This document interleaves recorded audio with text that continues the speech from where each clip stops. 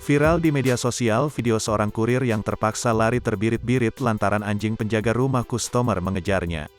Peristiwa tersebut menjadi perbincangan publik setelah diunggah serta viral di TikTok, Sabtu, tanggal 30 April tahun 2022. Trauma bang, tapi mau bagaimana lagi, tulisnya sebagai keterangan video.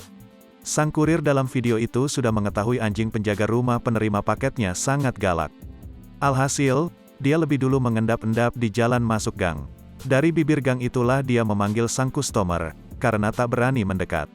Si kurir tetap berteriak memanggil empu rumah. Teh, paket. Tapi, si empu rumah belum keluar rumah, anjing penjaganya sudah lari mengejar kurir. Tolong, kata si kurir sembari berlari. Si kurir yang ketakutan dikejar anjing lantas menaiki tangga menuju rumah warga lain. Saat sudah berada di atas, dia baru berani mengusir anjing.